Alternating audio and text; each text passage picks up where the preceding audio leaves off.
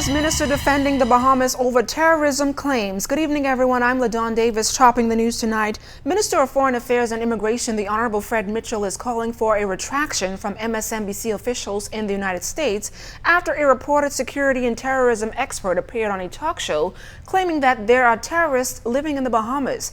It's the second time in several years that the Bahamas was reportedly blamed regarding terrorism. Those comments did not sit well with many Bahamians who took to social media sites to vent their frustrations over such damaging and unsubstantiated accusations. The Bahamas, who have more terrorist members than any of those other countries. It's these disturbing comments made by a so-called veteran security and terrorism expert Malcolm Nance while a guest on the MSNBC TV show Am Joy with Joy-Ann Reid on Saturday. Those claims raised some eyebrows and sparked a heated debate among Bahamians here at home and around the world who took to social media bashing the so-called security expert on his erroneous accusations about terrorists living in the Bahamas. The United States at some point. We haven't banned terrorists from Brazil. ISIS has dozens of members from Brazil, or Trinidad, or the Bahamas, who have more terrorist members than any of those other countries.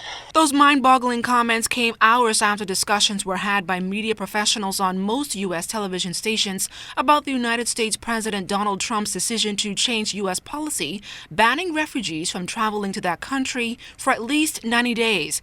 The immigration ban has fueled several protests at airports around the United States and also grabbed the attention of a number of immigration groups who are calling the move by Trump un-American.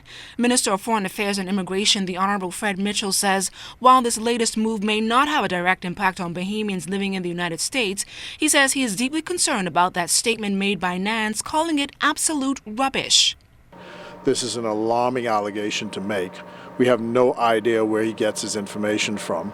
Our people in Washington are at the moment reaching out to him to find out on what basis does he make such an allegation. We're asking for MSNBC to issue a retraction or a clarification of the remarks. We are also I've also checked with all of our local authorities, the Prime Minister, the Minister of National Security, the SIB chief, to find out whether or not they are aware of any such ISIS group in the Bahamas or any such terrorists. None of them are aware of anything. The briefings take place on a regular basis with U.S. officials. There's no awareness of that either. So we're quite concerned about that.